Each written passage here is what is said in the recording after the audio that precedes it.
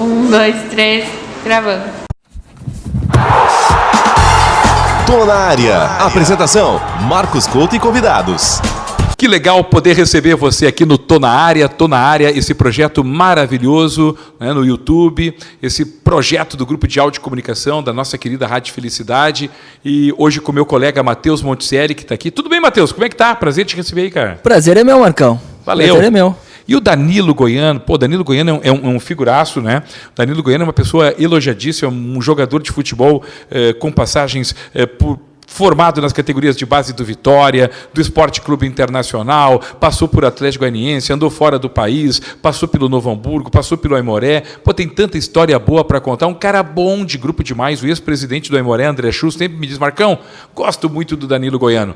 Bom jogador, bom de grupo, um cara que ajuda o clube em toda e qualquer situação. Danilo Goiano, prazer muito grande te receber aqui no Tô na Área. Prazer é meu, Marcos. Agradeço pela atenção, agradeço ao amigo, agradeço por estar aqui, podendo compartilhar um pouquinho contigo essas histórias aí que a gente já viveu e vive no futebol.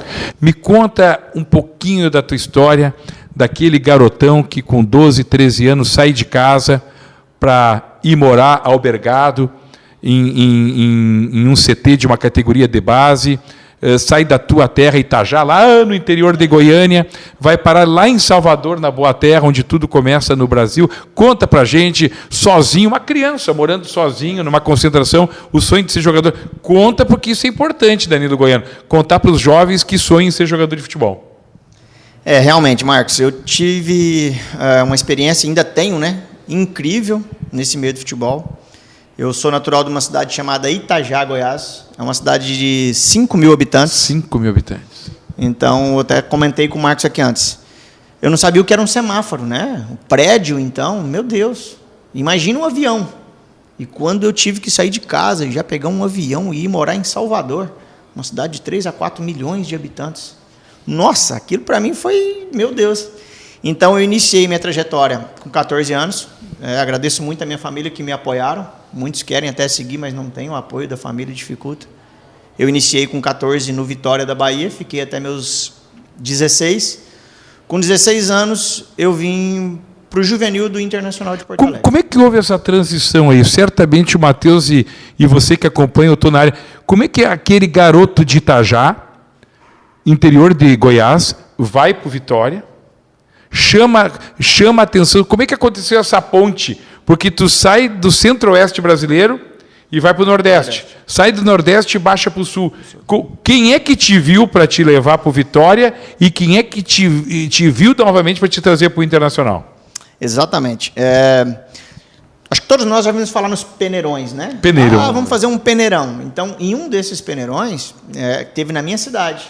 Então, tinha lá 200 e poucos meninos e dois, eles falam de olheiro, né? Olheiro, que ele se colocou como do América de São José do Rio Preto, viu? E me levou para lá para eu fazer um outro peneirão. Então, ele fez vários peneirões em várias cidades e pegou e selecionou alguns atletas dessas cidades e levou. E nesse peneirão tinha um olheiro também, entre aspas, do Vitória, chamado Orlando da Hora. Orlando da Hora, conheço bem Orlando da Hora. Isso aí. E nessa época, o Orlando pegou e me aprovou num teste desse e me levou para o Vitória da Bahia. Aí eu fui fazer teste também lá. Então, fiquei 1 ano e meio, mais ou menos, no Vitória, quando o Orlando falou: olha, Danilo, o Internacional tem um projeto muito grande, a estrutura do Inter é uma estrutura muito boa, estão se organizando. E, na época, ele falou para mim, eu não esqueço, lá tem o melhor treinador de juvenil do Brasil. Ele tem 27 anos. Lisca? Ele é Lisca. Luiz Carlos de Lorenzo Lisca. Exatamente. Ele tinha 27 Luiz anos. Carlos Cirne de Lorenzo Lisca. Cirne de Lorenzo.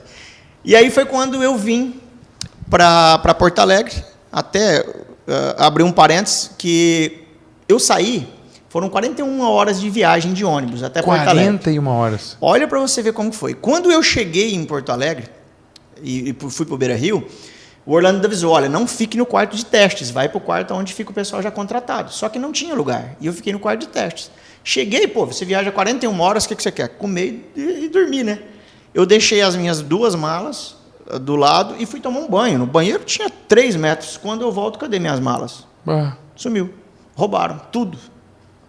E até hoje eu não sei onde está. E aí? E aí, falando com seguranças do Beira-Rio todo, um entrou em contato com o outro, não encontrei. Aí isso era no domingo. Na segunda-feira, a assistente social me chamou e me deu 2 pares de tênis, uma calça e 2 camisetas. E assim eu fiquei. E óbvio, imediatamente liguei em casa, né, no orelhão ainda, falei com minha mãe, ela, não, pede o número da conta de alguém, vou mandar o dinheiro dessa passagem e você vem embora. Falei, de maneira nenhuma, mãe. Isso aqui é um sonho, eu estou aqui no Beira-Rio, meu Deus.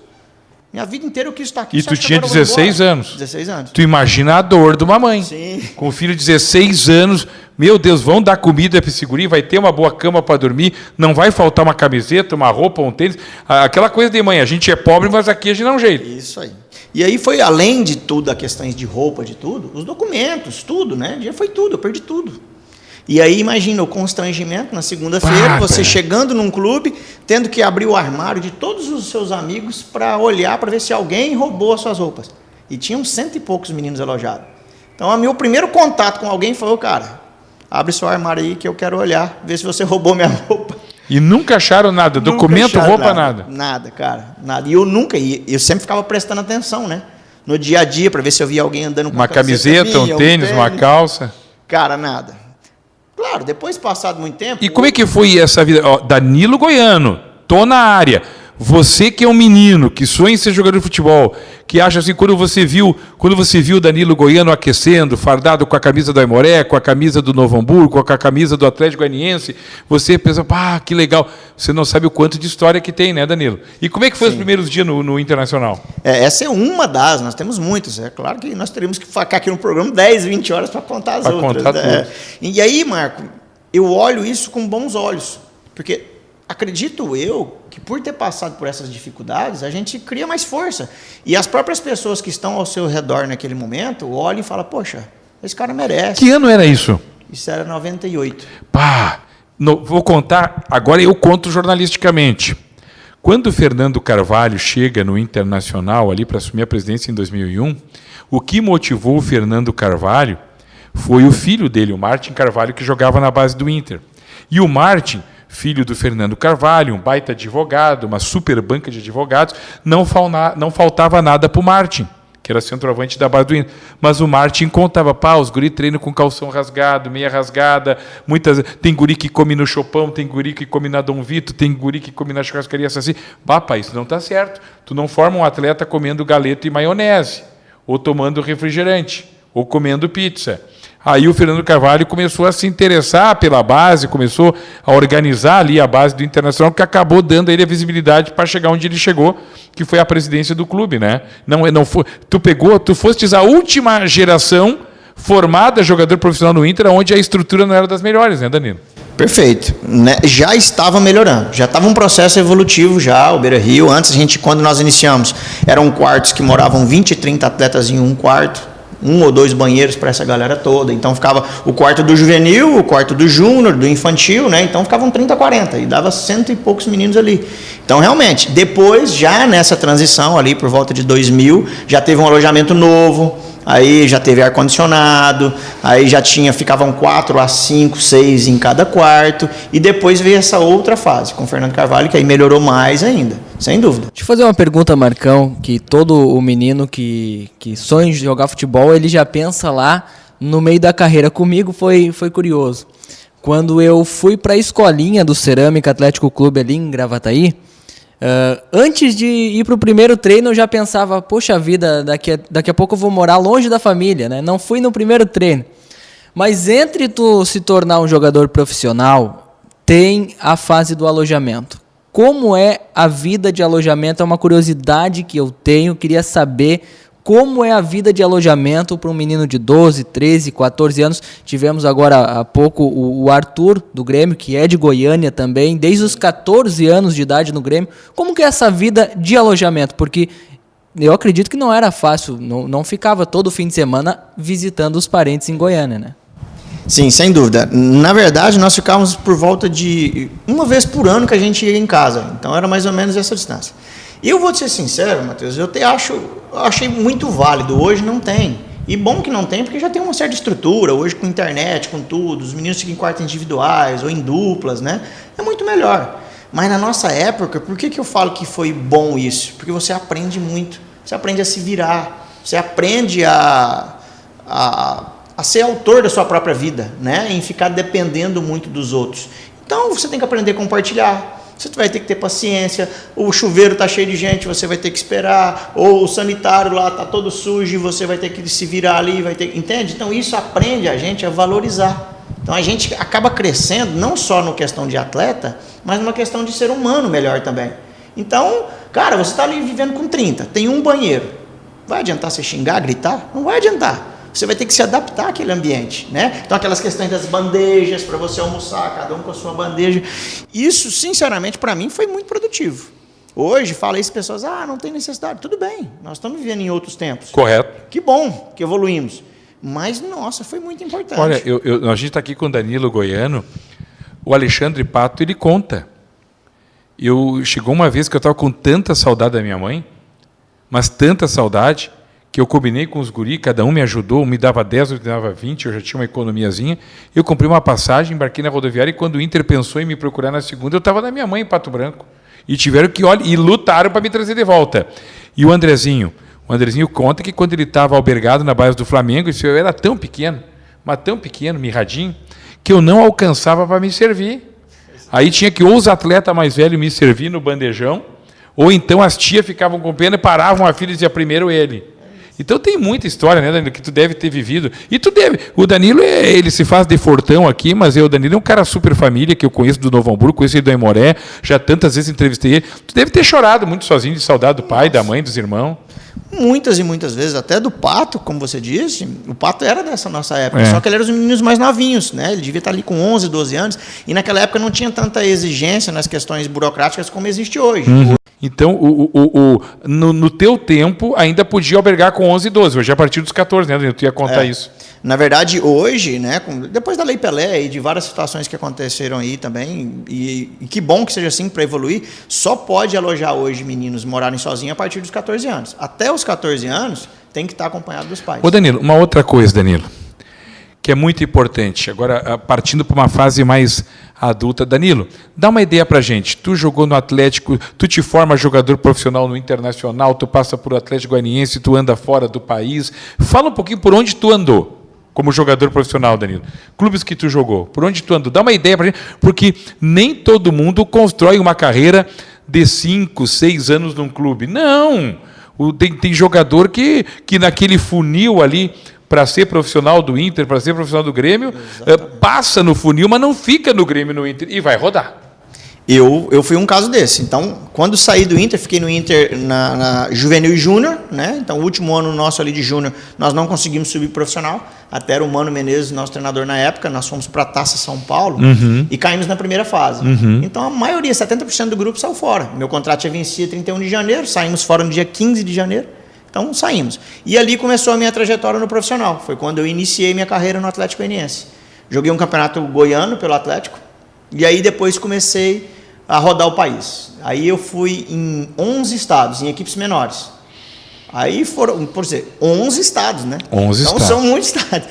E aí, era 6 meses num lugar, 1 ano no outro lugar. Depois, eu fui para Portugal, fiquei 2 anos em Portugal. Depois, eu tive na Alemanha um tempo.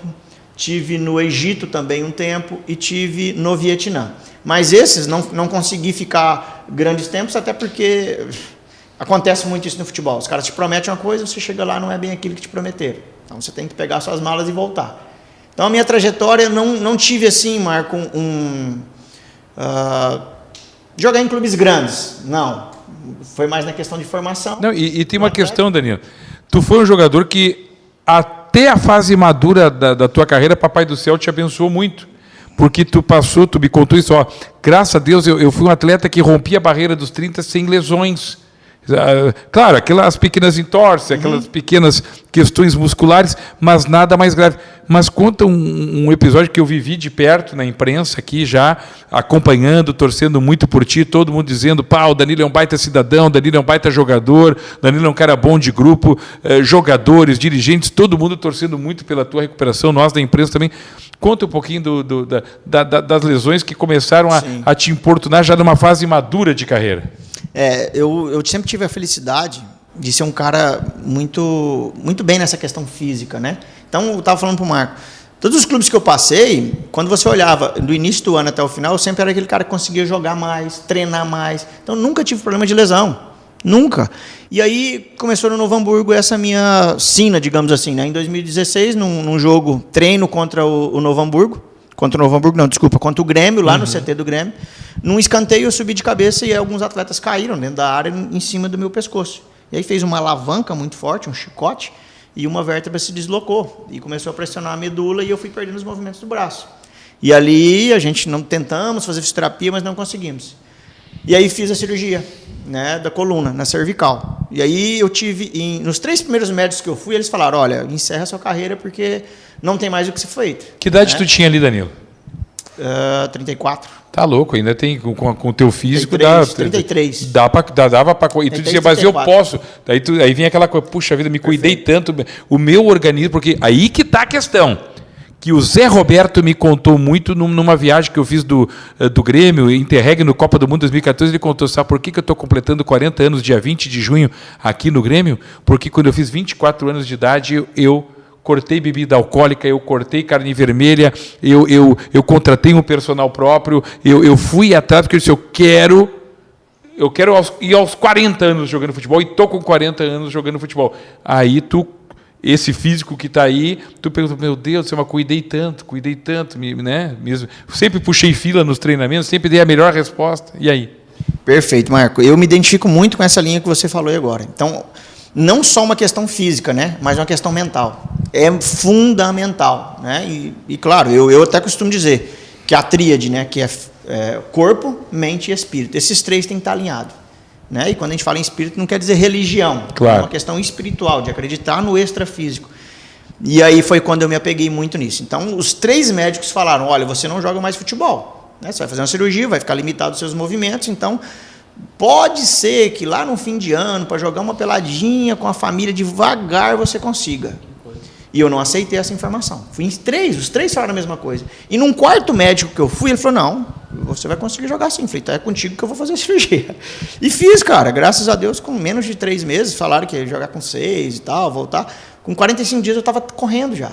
50, 60 eu já estava batendo na bola, com 3 meses eu voltei.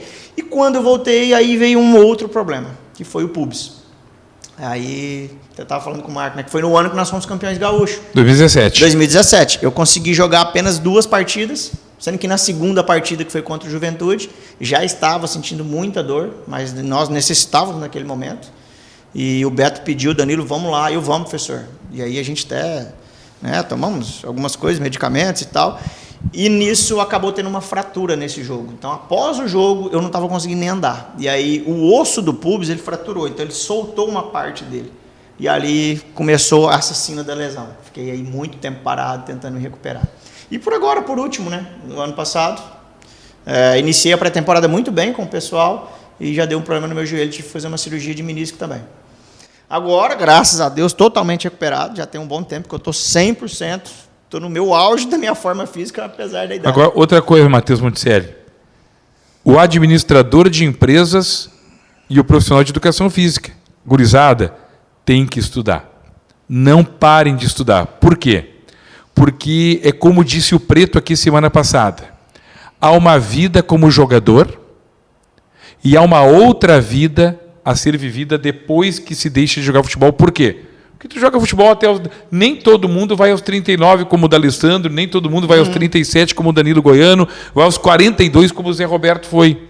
Muitos acabam com 33, 34 encerrando a carreira. E há uma outra vida a ser vivida. Conta pra gente o administrador de empresas e o professor. Tu é bacharel em administração de empresas, tu é professor de educação. Conta pra gente o estudo que sempre te acompanhou. Marco, perfeito. Porque o atleta Danilo Goiano, ou o atleta D'Alessandro, alguém, ele pode acabar a carreira ali com 30 anos, 31, 32. Ali acabou a carreira do atleta e a pessoa. Nós temos aí uma média de expectativa de vida de 80 anos. Hoje exatamente. 70, 80. Então, se o cara viver somente o futebol, e quando acabou o futebol, acabou a sua vida? Então, você tem que se preparar para viver, porque a sua vida ela é muito mais importante que o futebol. O futebol é apenas um momento da sua vida. Né? E nesse tempo, eu, graças a Deus, consegui conciliar. Então, eu fiz... durante 4 anos, administração de empresas, então hoje eu sou bacharel em administração, e fiz também 3 anos e meio educação física e licenciatura. E agora, semana que vem, já acabo também o bacharel. Então, esses 3 cursos, na verdade, né? Graças a Deus consegui. Já, como eu comentei com o Marcos antes, já visualizando também um encerramento de carreira, né? Acredito que possa jogar mais um ano, ou talvez nem isso, mas já estou tranquilo hoje para encerrar. Matheus. Deixa eu perguntar bastidores, né? Bastidores de um campeonato gaúcho. Você acompanhou aí, ainda que não jogando até o final, mas o Novo Hamburgo campeão de 2017. Qual o segredo de enfrentar a dupla Grenal em gauchão? Tem que ser malandragem? Dá para jogar contra de igual para igual? Qual que é o segredo de um bastidor de um jogo de um time do interior contra a dupla Grenal? E outra, quem é o cara mais chato de Grêmio e de Inter para marcar ou para jogar contra e aquele cara que talvez seja uma inspiração para vocês? Sim, esse ano para nós foi um ano muito especial, né? Acho que não precisamos nem de comentar porque foi algo inédito, algo histórico. E para você ver como que futebol ele é algo assim que não tem muito o que explicar, porque tem hora que ele foge, né? E por isso que é essa paixão. Quando nós iniciamos ali a pré-temporada, nós mesmos, nós atletas conversando entre nós, falamos, gente, se nós não nos unirmos aqui, a gente vai cair. Porque até a imprensa, a torcida, todo mundo dava o Novo Hamburgo naquela época como um time que ia cair. E nós, olhando para nós também estávamos preocupados com essa situação. Né? Até nos próprios treinamentos, nos amistosos, a gente não conseguiu render tanto assim, e aí foi quando entramos. Né? Nós, todo mundo ali olhando, gente, e agora? Vamos lá. Então, nós iniciamos aquele campeonato, todo mundo com muito foco, com muita atenção. Porque o medo, dentro de uma certa medida, ele te ajuda. Né? O medo, quando você ultrapassa essa medida de desequilíbrio, ele te atrapalha. Mas numa certa medida, no medo no sentido de temos que nos comprometer, temos que fazer, temos que nos doar, ele ajuda. Então, nós iniciamos com esse medo, entre aspas, né? E isso nos auxiliou muito. Então, o que a gente fazia? Ao invés de ser aquela equipe que queria jogar sempre para cima, nós iniciamos primeiro defendendo e buscando um contra-ataque. Conseguimos ganhar a primeira partida. Que legal. Fomos jogar a segunda partida contra o Inter. Essa eu joguei. Conseguimos uma vitória contra o Inter lá. Nossa, 2 jogos, 2 vitórias. Terceiro jogo, ganhamos. A autoestima do grupo eleva. Todo mundo se sente importante. E aquele atleta que estava daqui a pouco... Será que eu estou num bom momento? Ele não tem mais esse será, isso já não é mais uma dúvida. Ele se sente importante.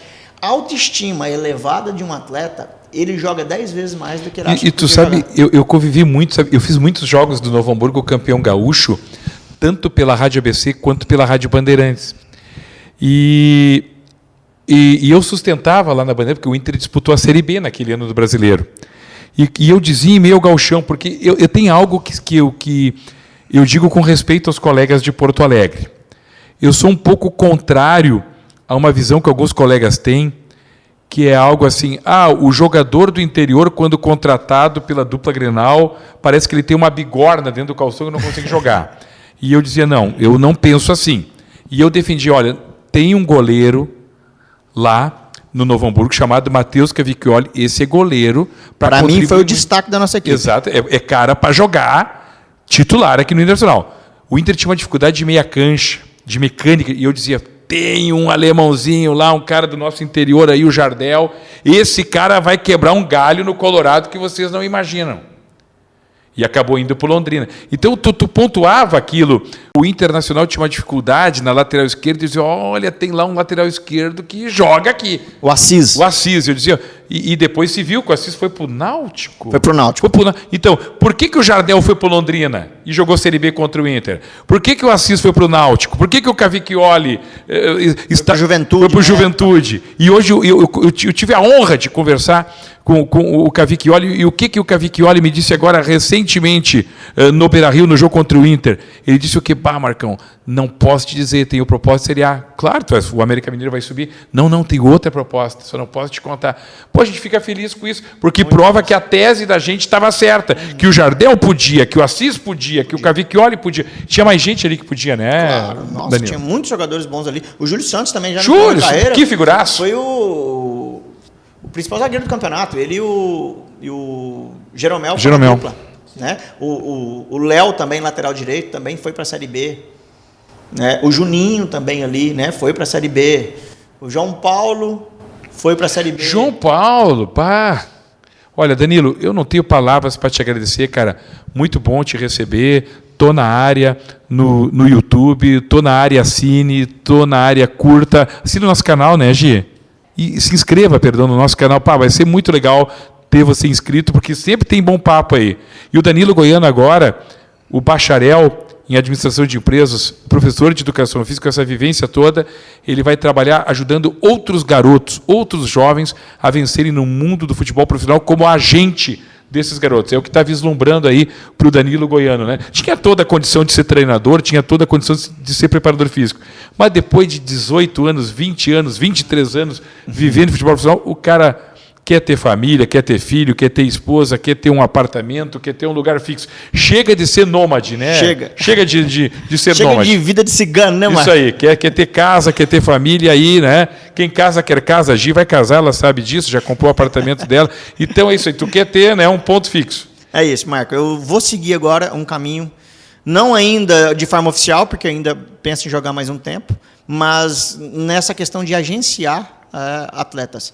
E impedir que aconteça com eles muita coisa que aconteceu contigo, né? Sem dúvida. Corrigir rumos. não olhar somente para a questão do atleta financeira, na questão financeira. Tirar essa questão da pessoa produto e olhar para aquela pessoa como um ser humano. Aí sim, a questão financeira ela vai vir depois. Mas o foco, o primordial, o principal, é o ser humano. Esse ser humano sendo bem tratado, bem orientado, bem conduzido, aí depois você colhe os frutos. Matheus, obrigado. Eu que agradeço o Marcão, Bom agradeço jogador, ao Danilo. viu? Bom jogador.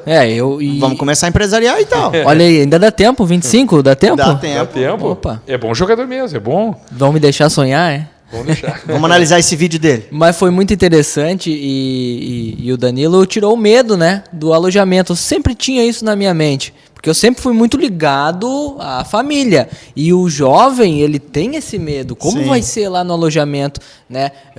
Aquelas dificuldades. Quem é que vai cozinhar? A comida da mãe não vai estar lá, né? É. Então Não vai tá é complicado. Então tem muito jovem que tem esse medo, mas é o medo que o Danilo falou antes de enfrentar uma grande equipe, né? Nas portas de vestiário sempre tinha aquela frase: o medo de perder tira a vontade de ganhar.